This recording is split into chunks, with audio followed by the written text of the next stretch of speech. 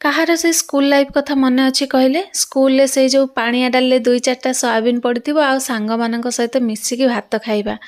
କେତେ ଭାତ ଖାଇ ହେଇଯାଏ ଜମା ବି ଜଣାପଡ଼େନି। ଆଉ ସେଇ ସୋୟାବିନ୍ ଯଦି ଘରେ ରୋଷେଇ ହେଇଥିବ ଖାଲି ତ ଗନ୍ଧେଇବ, ତଣ୍ଟିରେ ଜମା ଗଳିବନି। ଏବେ କିନ୍ତୁ ସେଦିନ ବିତିଗଲାଣି। ହଉ ଛାଡ଼, ଆଜି ଚାଲନ୍ତୁ ବନେଇବା ଦହିବାଲା ସୋୟାବିନ୍। ପ୍ରଥମେ ସୋୟାବିନ୍କୁ ଗରମ ପାଣିରେ ପକେଇକି ଚିପୁଡ଼ିକି ଟିକେ ହଳଦୀ ଗୁଣ୍ଡ ଆଉ ଲୁଣ ଦେଇକି ଶୁଖିଲା କରିକି ଭାଜି ନେବା। ତାପରେ କିଛି ରିଫାଇନ୍ ତେଲ ନେଇ ସେଥିରେ ଗୋଟା ମସଲା ସବୁକୁ ଅଳ୍ପ ଭାଜି ଦେଇ ସେଥିରେ ଗୋଟେ କଟା ପିଆଜ ସହ ଟିକେ ହଳଦୀ ଗୁଣ୍ଡ, ଟିକେ ଲଙ୍କାଗୁଣ୍ଡ ଆଉ ଅଦା ରସୁଣ ପେଷ୍ଟ ସହିତ ଅଳ୍ପ ଟିକେ ପାଣି ଆଉ କଟା ଟମାଟୋ ଦେଇ ସ୍ୱାଦ ଅନୁସାରେ ଲୁଣ ପକେଇକି ତାକୁ ତେଲ ବାହାରିଲା ପର୍ଯ୍ୟନ୍ତ କଷିବା।